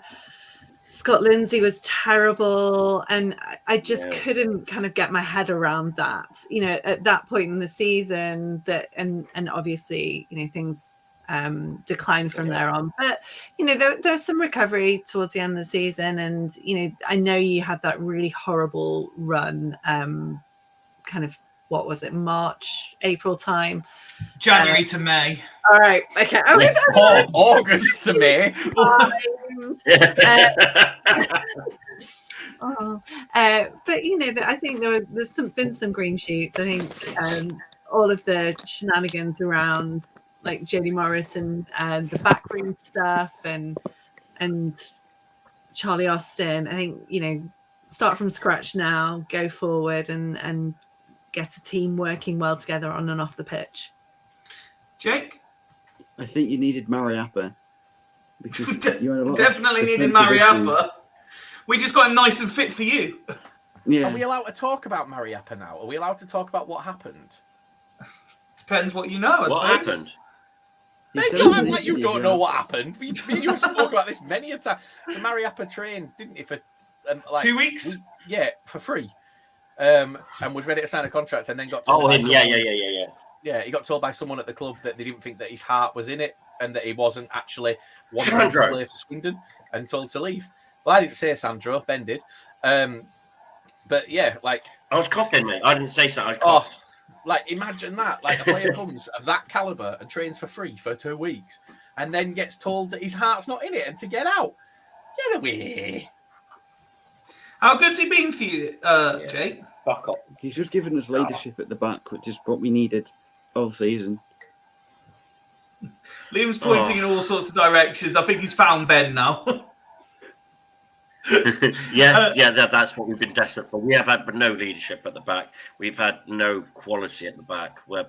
With Clayton is a very classy young player, but he's straight out of Liverpool's academy. His best time was when he was played against someone experienced. But again, a certain Sandra Di Michele decided to sell off any experience that we had in January. That wasn't necessarily technically true either, Ben, to be fair. That's not technically true. That's not technically true either, is it? You know that as well. Well, we did Ben off McDonald, who went and had a very successful career in Scotland for Aberdeen. In fairness, Ben, every player you got rid of in January, you wrote a list to me not long ago with justification for getting rid of every single one of them. So, I think what he did was right. I think getting rid of them wasn't bad. Like, Gladwin did slow the game down, I'm not so bad getting rid of him, but not replacing him was a cardinal sin. Reed was not the player he was last season. Getting rid of him was okay, but we didn't replace him with anyone. I don't want to do McDonald this again. was. It's fair. Yeah, but we didn't replace him. We didn't replace these experienced players. We didn't What are you expect replacing them them with with, though? experienced players. If they're not good, I'm enough, interrupted. I'm not doing this again. I've had enough of this season. Get on Chris, WhatsApp, Ben. Get on WhatsApp. Chris, any thoughts on Swindon this season? I mean, being a bit, not geographically, but spiritually a bit further removed from Swindon and stuff. I mean, it's always difficult to follow up a season when you've been in the playoffs and you've lost players, like McCurdy and whatnot. Didn't appreciate until the season started to unfold and being, seeing the group chats and whatever that it was a bit of a basket case club. And I think all things being equal, dealing with what has happened off the pitch, being where you are and being in contention for the playoffs into the last sort of few games, and that's been a fairly decent sort of season for Swindon, really.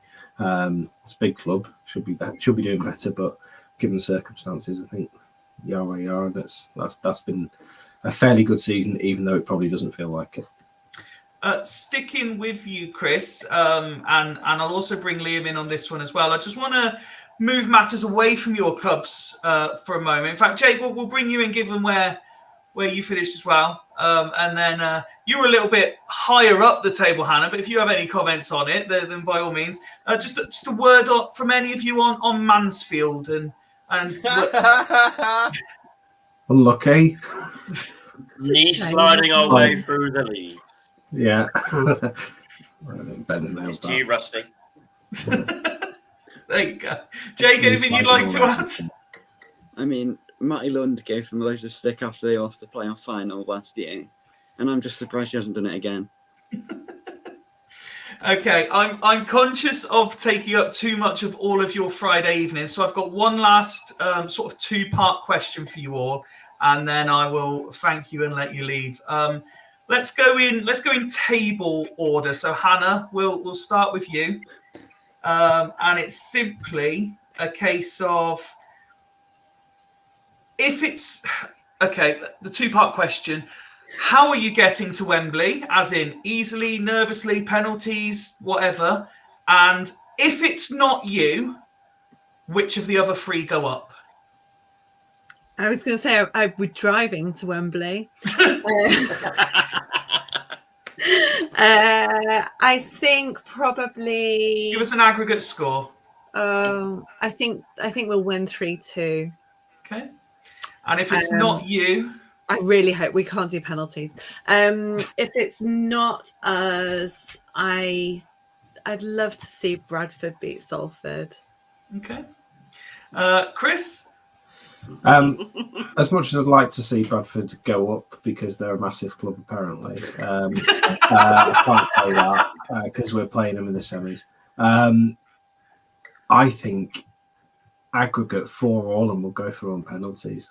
And if it's not us, 2-2 each game, and then Penners at Brunton Park, Jordan Gibson banging one in, to 5-4. Someone, Andy Cook misses a penalty, Jordan Gibson bangs it in, and everyone's having a good old greet and shout about his dad and whatnot.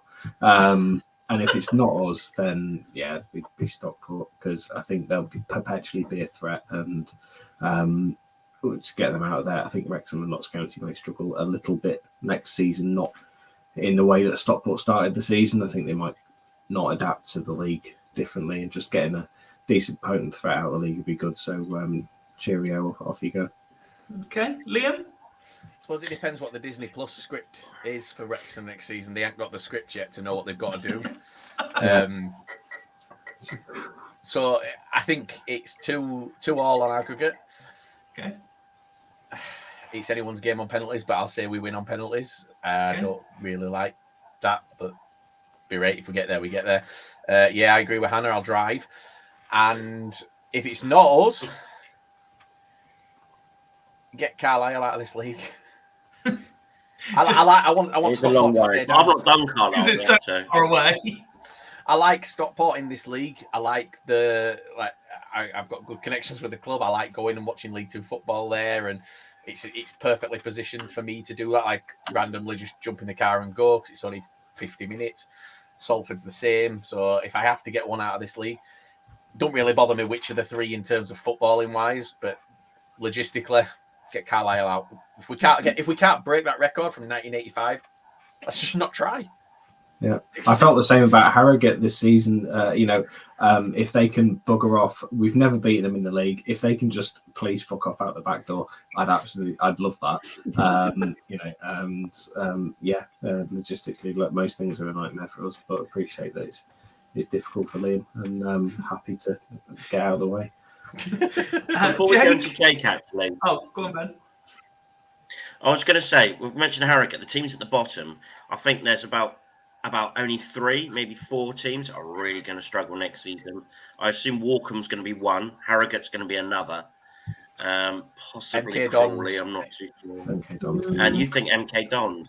I think there's going to be a couple of teams cut adrift next season, really cut adrift.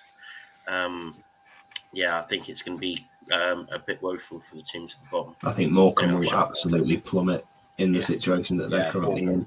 MK Dons is a good shout as well. MK Dons are in free fall. I think it's going to be we saw. I don't know if anyone saw the video of their owner leaving the ground after they got relegated, and their fans basically saying to him, "We will die. This club will die in League Two." Like that's how bad it's got for them. And look, football fans are football fans, but football club wise, if I had to pick a football club for that to happen to, it would be MK Dons. Absolutely. And I don't think you get many that disagree with that unless they support MK Dons. Second place would be Salford. No, I'm joking.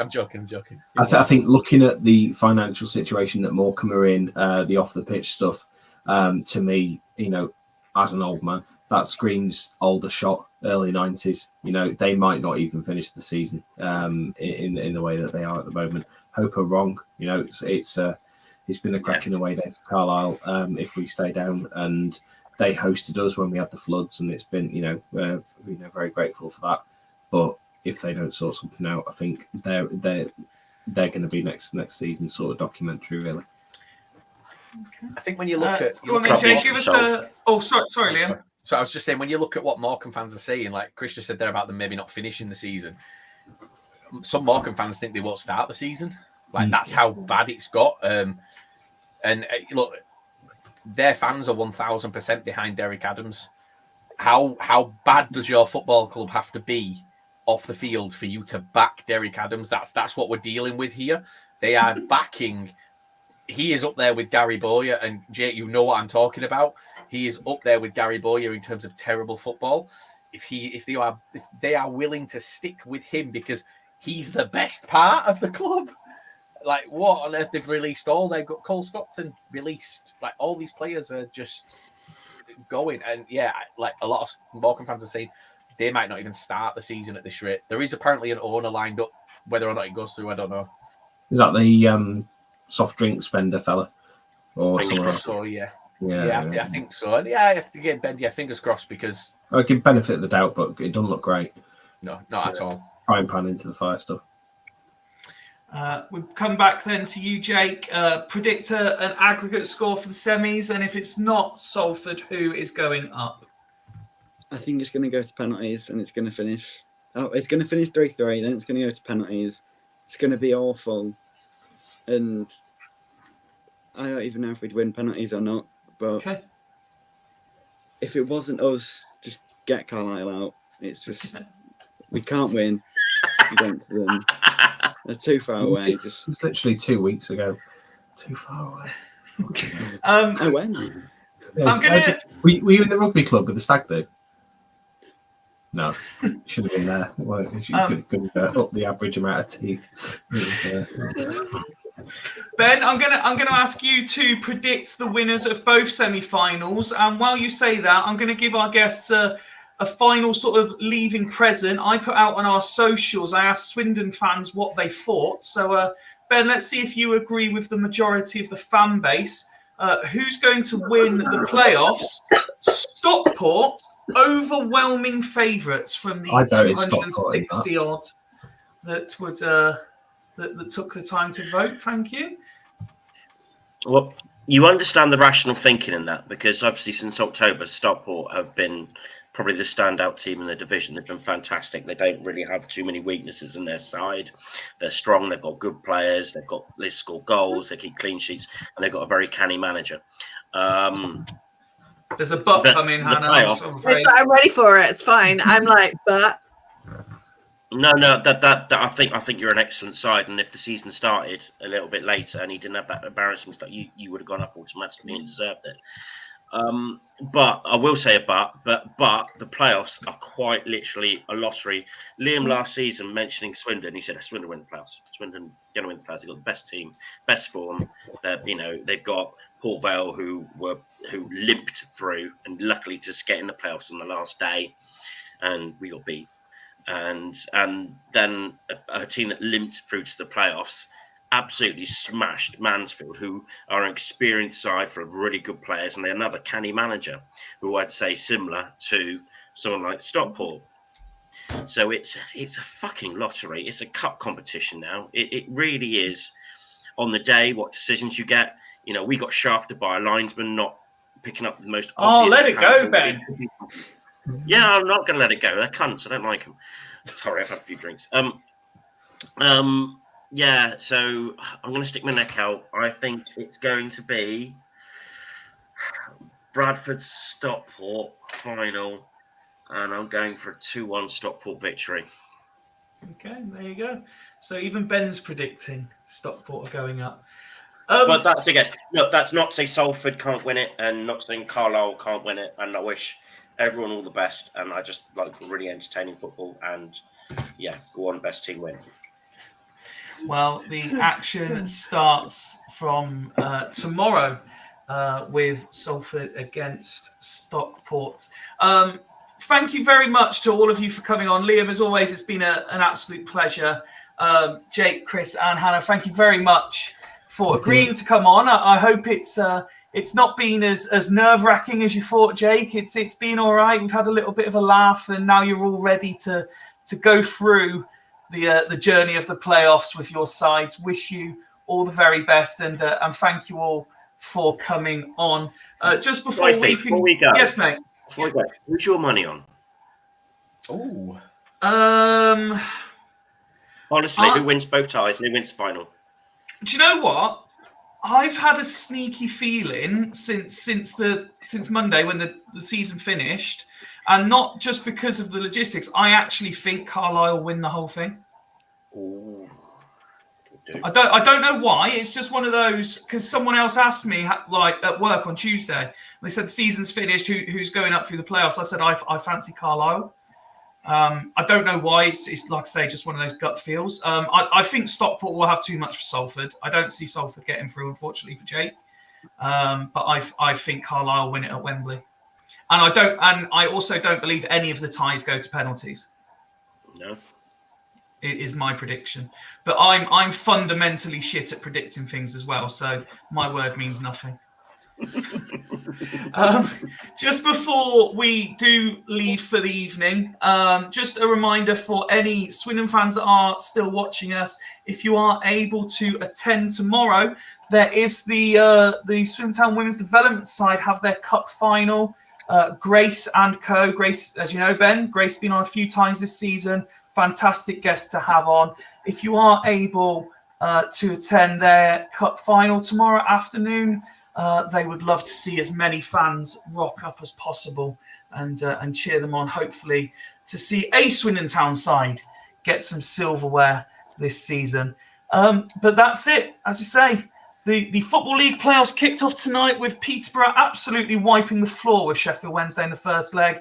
None of the League Two ties, I'm sure, are going to do that. We've had 4 fantastic guests come on and tell us why their sides are going to get promoted. What do you think? Our socials will remain open. Let us know, Twitter, Facebook, Instagram. If you want to send a TikTok, you can do that as well, because apparently we have one of those pages. I've still never even seen our own TikTok page. But good luck to all the playoff sides. And hopefully we will be able to have 2 of you back on ahead of the playoff final to discuss it further. But let's get through the semis first. Thank you very much to all our guests. Thank you very much to everyone who's watched and joined in the chat. And if you are listening along, after the event via one of the podcast apps, thank you very much for taking time to do. This has been Fools Rush In. We have got one hell of a week next week for you. We have our Fools Rush In season review show on Monday. And then we have got a cracking episode next Friday where we have invited the biggest and best of Swindon Town content creators to come on. It's like the Avengers have assembled. We have got Fools Rush In. We have got Official Supporters Club. We've got Sir Tom Broadbent Lounge. We have got Two Old Duffers. We have got, who am I missing, Ben? Low Strangers. Low Strangers are on as well. Yeah, thank you. Low Strangers Supporters Club. Invites have gone out to all Caddis of them. Diabetes match as well that's coming up as well at the County Ground. I think, is it tomorrow night? Sunday evening. And all money, if you £10 for adult, £5 for kids, all money goes towards diabetes. So it's quite important for that. Wait, do you want to just clarify that? All money goes towards diabetes doesn't sound very good. Is that giving people diabetes or is it fighting diabetes? It goes either way, I'm in. No, I'm in. Thank you very much. I've had 4 cans. Yeah, well, it's going to a good cause, and it's a Swindon legend. It's from '93 to today. It's gonna be cracking. I thought I'd drop that one in. Yes, thank you very much to Birds of Blue, who's really enjoyed it. We've been Fools Rush In. Enjoy the playoffs. We will see you again on Monday for our Swindon Town season review. But until then, good night. Good night. Take my hand, take my whole life too, but I can't help falling